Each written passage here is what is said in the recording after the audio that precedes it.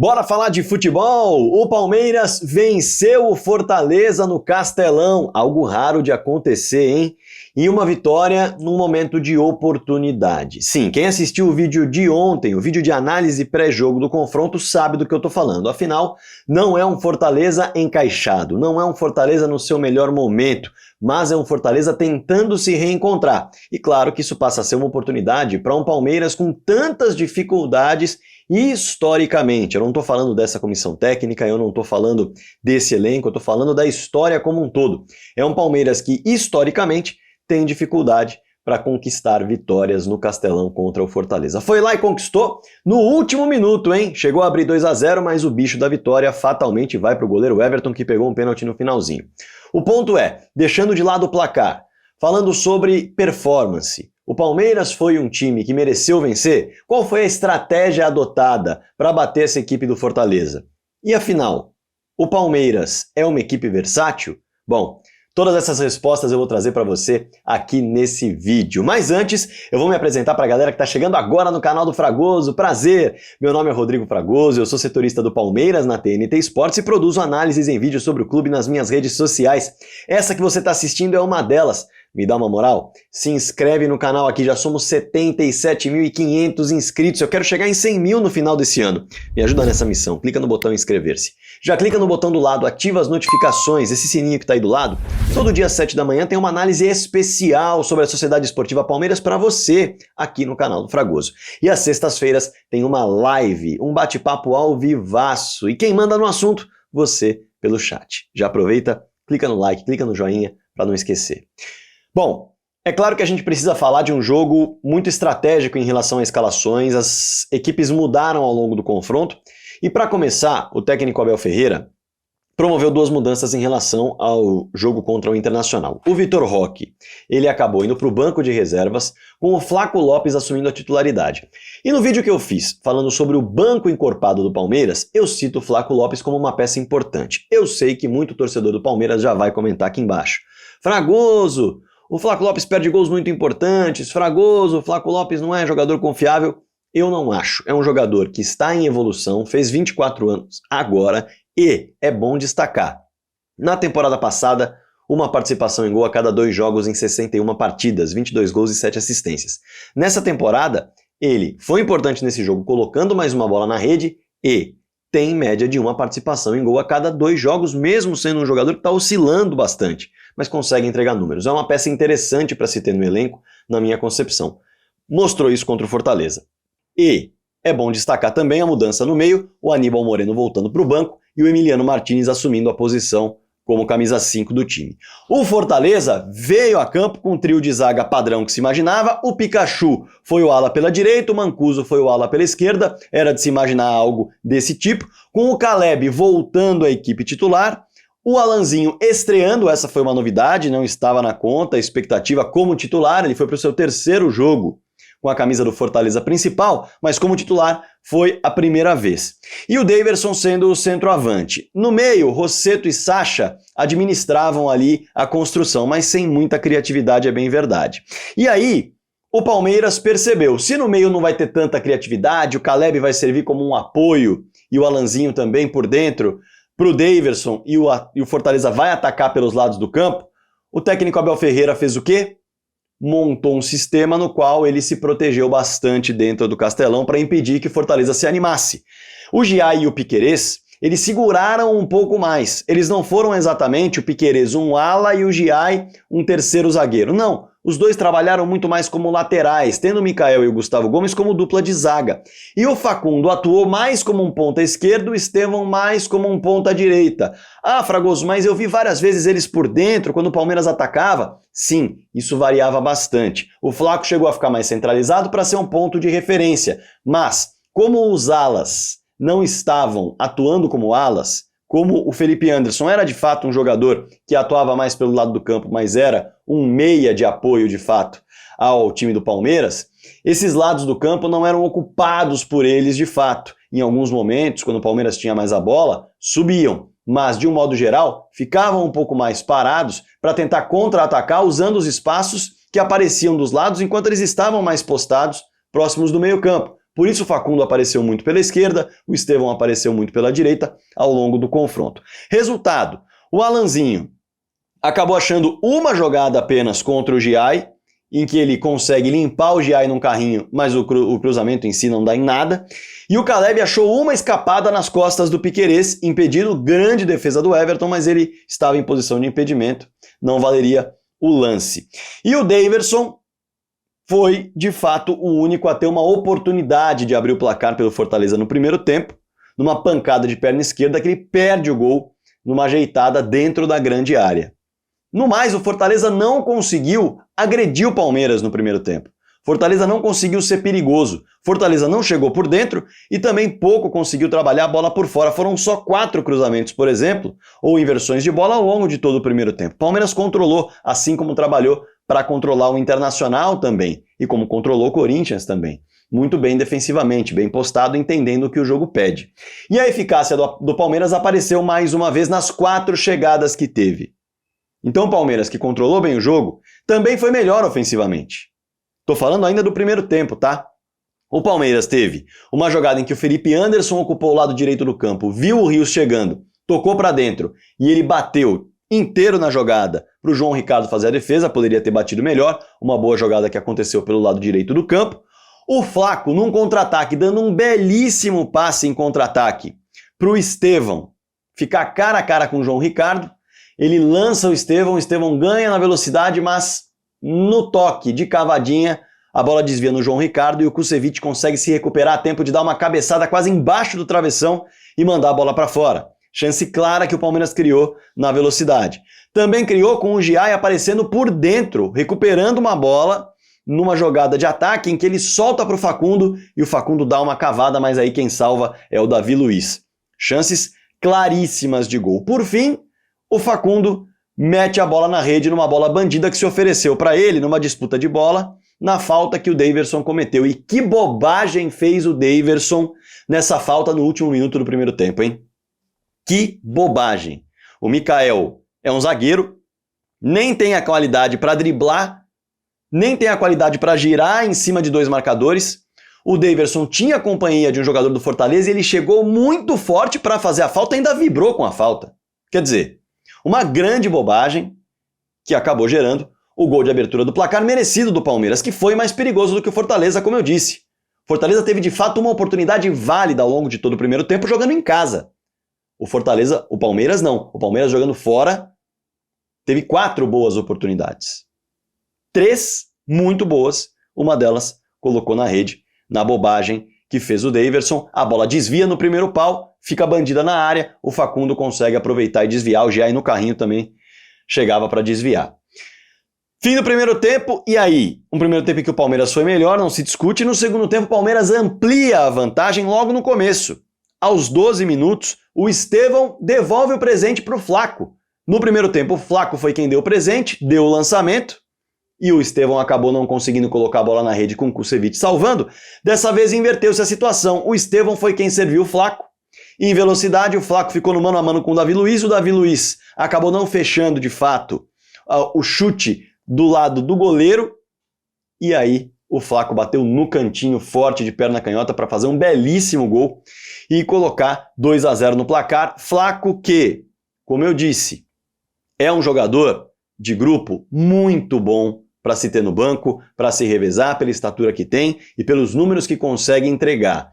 É verdade, não é técnico como o Vitor Roque, não tem a versatilidade do Vitor Roque. É um jogador que se concentra muito mais num corredor central do que propriamente pode sair para criar jogadas e também não é tecnicamente tão bom quanto o camisa 9, mas tem sim as suas qualidades e acabou colocando a bola na rede para fazer o segundo gol. E aí vieram as alterações do Vojvoda, né? Aí vieram as alterações do Vojvoda e as respostas também do técnico Abel Ferreira, que mudaram o jogo. Vou falar sobre elas, mas antes, eu quero colocar aqui na tela o meu professor de inglês, tá? Dá uma pausinha aí, respira, porque é importante para você ter o inglês em dia, é importante para você ter o espanhol em dia, assim como é importante para mim. E esse é o meu professor de inglês que eu estou oferecendo para você bater um papo e marcar umas aulas, hein? Sim, marcar umas aulas. Você pode trocar uma ideia com ele para o seu objetivo específico. O meu é falar em inglês sobre futebol. O seu pode ser falar inglês em uma viagem, pode ser falar inglês dentro de reuniões de trabalho. Bate um papo com o Teacher Jay, que ele pode montar aulas online particulares para você treinar aquilo que você precisa. 1 mês, 3 meses, 6 meses, 1 ano, o pacote é direto com ele. Garanto que tem qualidade nas aulas, hein? Sou um aluno, posso recomendar. Show? Olha só, as alterações do Vojvoda, né? O Vojvoda desmontou os 3 zagueiros que tinha, sacou o Davi Luiz e colocou o Lucero. Então, ele desmonta a ideia de 3 zagueiros com alas, coloca 2 centroavantes, porque o Daverson já estava em campo e o Lucero entra, justamente para brigar com os 2 zagueiros do Palmeiras, e coloca o Tinga no lugar do Pikachu, que é um atacante fazendo a função de ala, o Tinga passa a fazer a função de lateral. Assim como o Diogo Barbosa entra no lugar do Mancuso para fazer a função de lateral também. Ele renova os 2 lados do campo, coloca 2 centroavantes e, além de tudo, tem outras 2 alterações importantes. O Caleb, voltando de lesão, já precisava ser sacado e entrou o Luca, que é um meia ponta direita. E o Kervin é um ponta esquerda habilidoso que entra no lugar do Alanzinho, que estava, claro, já cansado também, era só o seu 3º jogo como profissional, primeiro como titular, e ele renova o gás, coloca 2 centroavantes e tem a capacidade tanto de trabalhar os laterais com os pontas quanto os laterais com cruzamentos. E a ideia foi essa, tanto que o Fortaleza, que cruzou 6 bolas, melhor dizendo, não foram 4 no primeiro tempo, cruzou 5 cruzamentos no primeiro tempo, cruzou 19 vezes no segundo tempo, graças a essa mudança de esquema. E o Abel respondeu, né? O Abel colocou o Vitor Roque no lugar do Flaco para trazer mais velocidade ao time do Palmeiras, colocou o Maurício no lugar do Felipe Anderson para ser uma peça que ia trabalhar por dentro, renovar um pouco a recomposição, mas também tentar atacar. O Naves é a substituição de resposta à mudança de sistema, porque o Palmeiras marcava, como eu disse, com o Jai como lateral, Piquerez como lateral, Mikael e Gomes. O Naves entrando no lugar do Estevão é um zagueiro entrando no lugar de um atacante. Com isso, o Palmeiras passa a ter 3 atacantes para duelar com os 2 centroavantes do Fortaleza e faz uma linha de 5. O Alan entra no lugar do Facundo porque é um jogador que tem a capacidade de atacar, mas também recompõe muito bem, e ele renova principalmente o gás no meio-campo e a capacidade de marcação, sacando o Rios do jogo, colocando o Aníbal fazendo uma dupla com o Emiliano de 2 camisas 5, justamente para morder no meio-campo e impedir que jogadas saíssem por ali. Deu certo a estratégia do Palmeiras ali de travar o Fortaleza? Podemos dizer que o Fortaleza não foi muito perigoso, mas jogou no campo de ataque. E a estratégia do Fortaleza deu certo. Por quê? Porque o Fortaleza conseguiu, aos 30 minutos do segundo tempo, com 2-0 contra, o torcedor já desanimado, achar um cruzamento na área para colocar a bola na rede com o Daverson escapando do Giai, 2-1, incendeia o Castelão, cruzamento que veio da direita, gol de cabeça, era o objetivo, e nos acréscimos acha em um novo cruzamento um pênalti marcado pelo VAR, em que o Naves vai disputar com o braço aberto, o Daverson tenta a cabeçada, a bola pega no braço do Naves e aí o pênalti é marcado. Sendo assim, ele conseguiu aquilo que ele queria. O Fortaleza teve a chance de empatar o jogo, mas havia um Everton no meio do caminho. O Lucero pegou a bola, bateu e o goleiro do Palmeiras foi buscar numa defesaça no canto esquerdo. Com uma grande festa, depois que a bola saiu, ele comemorou demais, sabe do peso em relação às cobranças em cima da capacidade que ele tem de defender pênaltis. Na minha concepção, cobranças exageradas. O problema está muito mais nas cobranças dos jogadores do Palmeiras, nas batidas de pênalti dos jogadores do Palmeiras, do que propriamente na média de pênaltis defendidos do Everton. Na minha concepção. Já fiz vídeo sobre isso. Dito isso, ele vai lá e garante a vitória nos acréscimos defendendo essa penalidade. O Palmeiras sai com 2-1, resultadaço, em que o Palmeiras aproveita uma oportunidade em que o Fortaleza está sem confiança e melhora o seu retrospecto por lá. Porque o Palmeiras vinha de 5 vitórias ao todo, na história, tá? 5 vitórias do Fortaleza no Castelão, 6 empates e apenas 2 vitórias do Palmeiras jogando contra o Fortaleza no Castelão. Em todo o histórico. Agora sobe para 13. Isso mostra a dificuldade. E todo mundo sabe que é muito difícil jogar por lá. Fortaleza foi o melhor mandante do Brasileirão de 2024, sem perder nenhum jogo por lá. Mas nesse ano, é fato que o Fortaleza vive uma grande crise, era uma oportunidade para o Palmeiras melhorar o seu retrospecto por isso, e essa crise reflete no comportamento em casa. Eu sei que muita gente está falando, pô, o Palmeiras quebrou uma invencibilidade de 23 jogos do Fortaleza em casa pelo Brasileirão. Sim, pelo Brasileirão. Mas, olhando para o Fortaleza de 2025, é um Fortaleza que no Castelão já perdeu 2 vezes para o Ceará, e aí a gente vai colocar um asterisco. Por quê? Torcida dividida, os dois times mandam os jogos no Castelão, mas perdeu para o Vitória, perdeu para o CRB e perdeu para o Racing da Argentina. Agora, perdeu para o Palmeiras, já são 4 derrotas em casa no ano.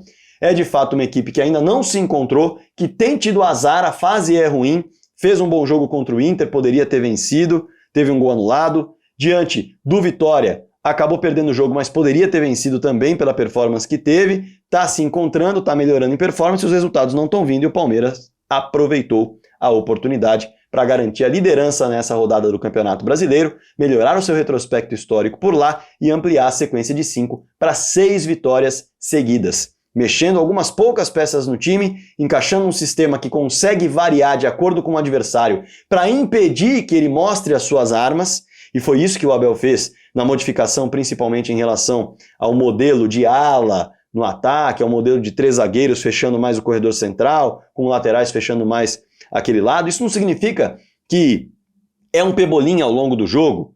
Isso significa que há versatilidade das próprias peças, que elas entendem o que o jogo pede, que elas podem fazer diferentes funções, e isso é muito relevante para uma equipe que vai ter um calendário tão extenso, com desafios tão diferentes, como foram os desafios do Campeonato Paulista, por exemplo, que foram desafios de times muito mais fechados, de times que não propunham grandes problemas ao Palmeiras em relação à parte ofensiva, mas muitos problemas defensivos, porque pensavam muito mais em se fechar e garantir o empate do que propriamente tentar jogar, independentemente de estar em casa ou não. No Campeonato Brasileiro, o Palmeiras vai enfrentar diferentes posturas, equipes que vão agredir quando enfrentarem o Palmeiras em casa, equipes que vão se defender quando enfrentarem o Palmeiras no Allianz Parque, e o Palmeiras ainda vai enfrentar na Libertadores também cenários adversos como altitude, vai enfrentar cenários adversos como equipes que nem têm tanta capacidade de, digamos assim, construir, mas que vai tentar construir porque joga em casa, algumas que vão se fechar.